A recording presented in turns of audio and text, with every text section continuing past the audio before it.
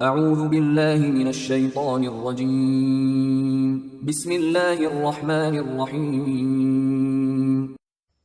سورہ سبا آیات نمبر 20 تا 30 میں شرک، معبودان باطلہ اور شفاعت باطلہ کے عقیدے کی تردید۔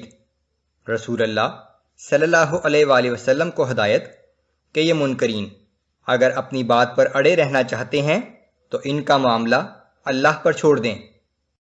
اعوذ باللہ من الشیطان الرجیم۔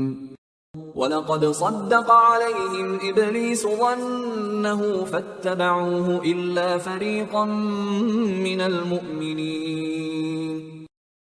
بلا شبہ ان لوگوں کے بارے میں ابلیس نے اپنا گمان صحیح پایا کہ ایمان والوں کی ایک چھوٹی سی جماعت کے سوا سب شیطان کے پیچھے ہو لیے۔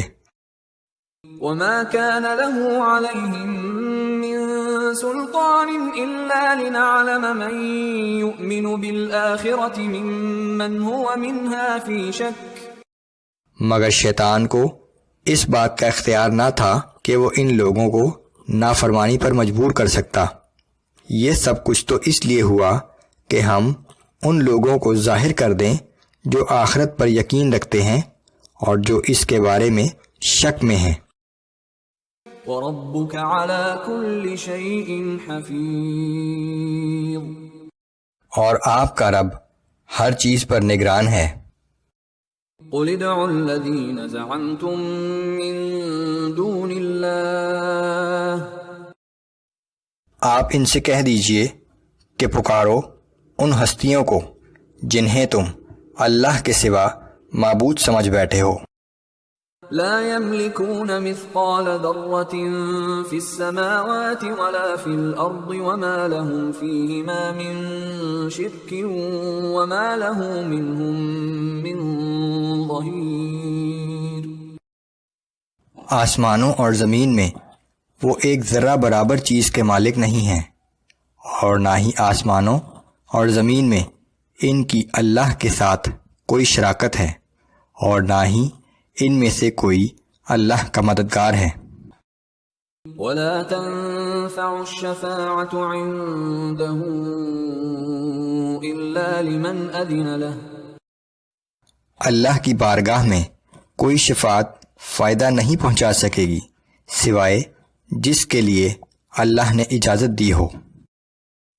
حتى إذا فزع عن قلوبهم قالوا ماذا قال ربكم قالوا الحق وهو العلي الكبير۔ یہاں تک کہ جب اس روز ان کے دلوں سے گھبراہٹ دور ہو جائے گی تو وہ پوچھیں گے کہ تمہارے رب نے کیا فرمایا؟ وہ جواب دیں گے کہ حق بات کا حکم فرمایا اور وہ نہایت عالی مقام اور عظیم ہے۔ قل من يرزقكم من السماوات والارض۔ آپ ان سے پوچھئے کہ وہ کون ہے جو آسمانوں اور زمین سے تمہیں رزق دیتا ہے۔ قل اللہ وإنا أو إياكم لعلى هدى أو في ضلال مبين۔ آپ انہیں بتا دیجئے کہ وہ اللہ ہی ہے۔ آپ کہہ دیجئے کہ بلا شبہ اب ہم اور تم میں سے کوئی ایک ہی گروہ ہدایت پر ہے، دوسرا صحیح گمراہی میں مبتلا ہے۔ قل لا تسألون عما أجرمنا ولا نسأل عما تعملون۔ اے پیغمبر صلی اللہ علیہ وآلہ وسلم، آپ ان سے فرما دیجئے کہ جو گناہ ہم نے کیے ہیں ان کی باز پرس تم سے نہیں ہوگی، اور جو اعمال تم نے کیے ہیں اس کے بارے میں ہم سے نہیں پوچھا جائے گا۔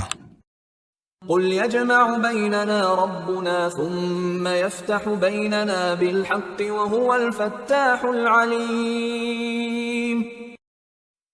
آپ کہہ دیجئے کہ ہمارا رب ہم سب کو جمع کرے گا، پھر ہمارے درمیان انصاف کے ساتھ فیصلہ کر دے گا، یقیناً وہ بہترین فیصلہ کرنے والا اور سب کچھ جاننے والا ہے۔ قل أروني الذين ألحقتم به شركاء كلا بل هو الله العزيز الحكيم. آپ ان سے کہہ دیجئے کہ مجھے وہ شریک دکھاؤ تو صحیح جنہیں تم نے اللہ کے ساتھ ملا رکھا ہے. ہرگز ایسا کوئی نہیں ہے بلکہ زبردست اور حکمت والا تو بس وہی ایک اللہ ہے. وما أرسلناك إلا كافة للناس بشيرا ونذيرا ولكن أكثر الناس لا يعلمون. اور ہم نے آپ کو تمام انسانوں کے لیے جنت کی بشارت دینے والا اور جہنم کی آگ سے ڈرانے والا رسول بنا کر بھیجا ہے مگر اکثر لوگ اس حقیقت کو نہیں سمجھتے. وَيَقُولُونَ مَتَى هَذَا الْوَعْدُ إِن كُنتُمْ صَادِقِينَ.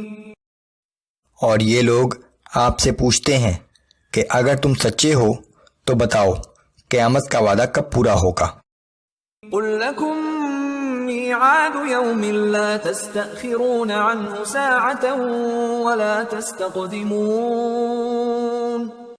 آپ کہہ دیجئے کہ تمہارے لیے وعدے کا ایک دن مقرر ہے اور جب وہ وقت آ جائے گا تو پھر تم اسے نہ ایک لمحہ پیچھے کر سکتے ہو اور نہ ایک لمحہ آگے.